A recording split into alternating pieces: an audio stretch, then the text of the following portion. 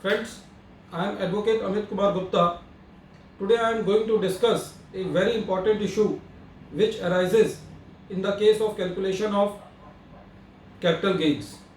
When we calculate the capital gains in the case of immovable properties and there is a time lag between the possession of the property and the registration of the property, the question arises that for calculating the short term capital asset or long term capital asset, which date should be taken, whether the date of possession is important or the date of registration by the assessee is important.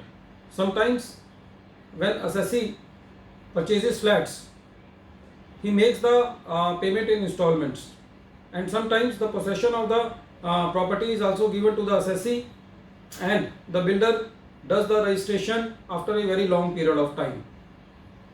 So this matter came before the Madras High Court in the case of South India Minerals Corporation versus Assistant Commissioner of Income Tax.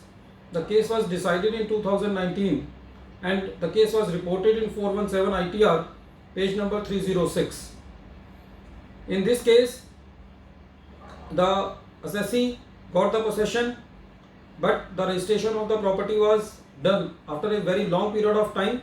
After registration of the property, the assessee immediately sold the property and he calculated his capital gain by taking it as a long-term capital asset. When the issue came before the assessing officer, he said that I will take the date of the registration as the purchase and not the date of possession. Ultimately, the matter came before the Madras High Court. The Madras High Court analyzed the definition of Section 2 subsection 42A of short-term capital asset. Section 2 subsection 42A says that an asset is a short-term capital asset which is held by the assessee for not more than 36 months before the date of the transfer. When the court analyzed the definition of short-term capital asset, the court says that the word used in section 2 subsection 42A is held, and it is not the purchase or owned by the assessee. This was a very professional finding by the Madras High Court. Then the Madras High Court went to the definition of transfer, which is given in section 2 subsection 47.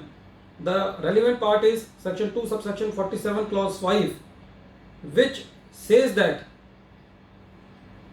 the transfer includes the taking of the possession of the property by the assessee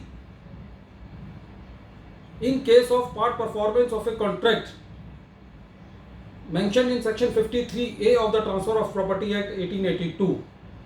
So the definition of transfer given in section 2 subsection 47 clause 5 also clearly says that the date of the possession is important and the date of registration is not important. Again, the court says that there is a circular of the department, the circular number is 471, which says that the date of possession of the flat will be taken for calculating the capital gains. So the bare reading of section 2 subsection 42A of the short term capital asset, which says that the word held is important. There is no mention that the property is to be owned or purchased by the property. So this case was decided in the favor of the assessee and settled the issue that for calculating the period for determining the nature of the asset, whether it is a short term capital asset or a long term capital asset, the date of possession is important and the date of registration is not important. Thank you. Thank you, friends.